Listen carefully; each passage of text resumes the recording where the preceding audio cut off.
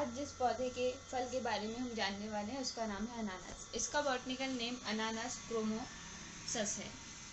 इसे अनानास ब्रोमेलिएसी के नाम से भी जाना जाता है। इन दोनों वानस्पति के नाम में अंतर का कारण इसकी लोकेलिटी के कारण है। लैटिन अमेरिका क्षेत्र में ये अनानास ब्रोमोसस के नाम से जाना जाता है एवं अन्य क्षेत्रों में अनानास ब्रोमेलिएसी के नाम से जाना जाता है। हमारे देश में ये अनानास ब्रोमोसस के नाम से जाना जाता है।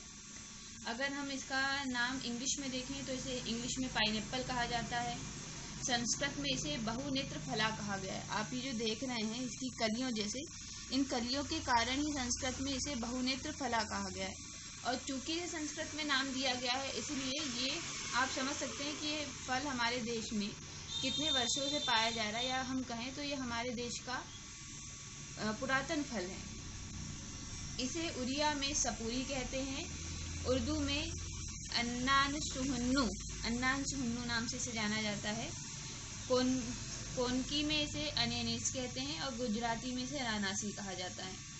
बंगाली में इसका नाम अनानास है और नेपाली में भुई कटहर। मलयालम में इसे कैथा चक्का भी कहा जाता है। अरेबिक में इसका नाम एन्नुनास है। तो आप समझ गए होंगे इसके इतने नाम हैं, मतलब कि ये देश विदेश और हमारे देश में बहुत ही ज़्यादा फेमस फल है। अगर हम अनानास के आयुर्वेदिक गुणों की बात करें तो अनानास भूख को बढ़ाने, शक्तिवर्धक, रक्त पित्त विकार में लाभ पहुंचाने वाला फल है, या बुखार को कम करता है एवं पीलिया में लाभदायक सिद्ध होता है। पेट की गैस, दर्द, एसिडिटी और शारीरिक कमजोरी को दूर करने वाला फल इसे कहा गया है। हम एक एक रोग के लिए इसके उपायों को जानते हैं। अगर आपको एसिडिटी है तो आप अनानास के जूस को ग्रहण कीजिए। इसके लिए पका हुआ अनानास, ये देखिए पका अनानास है, ये हल्का आसानी से दब रहा है तो ये पका अनानास है, ये पता चल गया। इसकी पत्तियां भी सूख गई हैं तो इससे भी पता चल जाता है कि अनानास पका है कि नहीं। देखिए ये पत्तियां सूख चुकी हैं, ऊपर से भी थोड़ी सूखी सी लग रही है, अनानास पुराना सा लग रहा है, मतलब ये पक चुका है और पक गया है। क्योंकि पत्तियां भी अच्छे सूख गई हैं तो ये इससे पक्का हो रहा है कि ये फल मीठा भी बहुत होगा। तो पके हुए अनानास के 10 मिलीग्राम रस में भुनी हुई हींग और 125 ग्राम की मात्रा में भुनी हुई हींग मिला ले और सेंधा नमक मिलाकर अपने स्वाद अनुसार इसे रोज सुबह और शाम पिए तो आपको एसिडिटी में लाभ मिलेगा। यदि आपको दस्त लग गए हैं तो आप अनानास की पत्तों का काढ़ा बना लें। पत्तों से तात्पर्य आप नीचे से पत्ते ना लें, क्योंकि फल का हम आपको उपयोग बता रहे हैं तो फल से तात्पर्य होगा फल के उपयोग में कि पत्ते ऊपर आए हो। फल की जो ये लीफ है, ये वाली लीफ, आप जब मार्केट में फल वाले भैया के पास जाएंगे फल लेने तो फल में ध्यान रखिए, वैसे सामान्यतः ये फल देता ही है, पर हम लोग क्या करते हैं कि फल काट के बाजार में खाना पसंद करते हैं। उसकी अपेक्षा पूरा फल ले आइएगा तो आप इस फल के बहुत सारे उपयोग ले सकेंगे। तो इनके पत्ते जो हैं, इन पत्तों का आप काढ़ा बना लीजिएगा और इस काढ़े में थोड़ा सा बहेड़ा और छोटी हरड़ का चूर्ण मिला लीजिएगा और उसे ग्रहण कीजिएगा। आपके दस्त, सर्दियाँ रुक जाएंगी। यदि आपको अपच की समस्या रहती है तो आप डेली अपनी डाइट में अनानास का रस शामिल करें।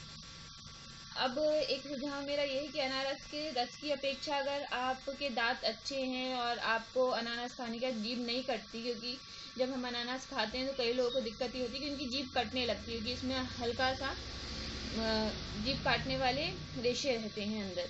तो या तो आप थोड़ी मात्रा में लीजिए अनानास काट के, और नहीं तो फिर आप जूस ले सकते हैं, तो इससे भी आपको अपच की समस्या में लाभ मिलेगा। पर अगर आप अपच के लिए अनानास के टुकड़े खा रहे हैं तो उसमें थोड़ा सेंधा नमक और काली मिर्च मिलाना बिल्कुल भी ना भूलें, तो इसलिए आपको बहुत लाभ देगा। यदि आपको भूख कम लगती है तो अनानास के रस का सेवन 7 से 8 दिन लगातार करें, और ये क्वांटिटी कम से कम 15 मिलीलीटर होनी ही चाहिए अनानास की, और ये प्योर अनानास का जूस होना चाहिए, इसमें पानी की बिल्कुल भी मात्रा नहीं होनी चाहिए। और इस दौरान आप चाहें तो अनानास के बाद 1 कप दूध पी सकते हैं, आपकी भूख बढ़ जाएगी। यदि आपको खांसी है तो खांसी में भी ये फल बहुत महत्वपूर्ण है, बहुत ही ज़्यादा लाभ देता है। अनानास के फल के 50 से 100 मिलीग्राम रस निकाल लीजिए। इसमें 1 ग्राम छोटी कटेरी की जड़ के बारे में आप लोगों को पता होगा, अगर जानकारी नहीं होगी तो हम इस पर एक अलग से वीडियो बना देंगे। कटेरी की जड़ लीजिए, उसके चूर्ण को 2 ग्राम आंवला चूर्ण में मिला लें और इसमें 500 मिलीग्राम जीरे का चूर्ण शहद मिलाकर सेवन करें, आपकी खांसी में लाभ होगा। यदि कटेरी आपको नहीं मिल रही है तो आप एक चीज़ ये कर सकते हैं, पके अनानास के फल को लीजिए, 500 से 100 मिलीग्राम रस में मतलब इसका रस निकाल लीजिए 500 से 100 मिलीग्राम। और पीपली की जड़, सौंठ और बहेर का पाउडर 2-2 ग्राम मिला लीजिए और इसमें भुना हुआ सुहागा और शहद मिलाकर सेवन कीजिए। आपको खांसी में शीघ्र लाभ मिलेगा। अब रही बात अनानास के दूसरे उपयोग, तो अगर आपको चोट लग गई है तो आप अनानास के फल का रस जो है, मतलब जो आपको आपको चोट लगी तो अनानास के फल के रस को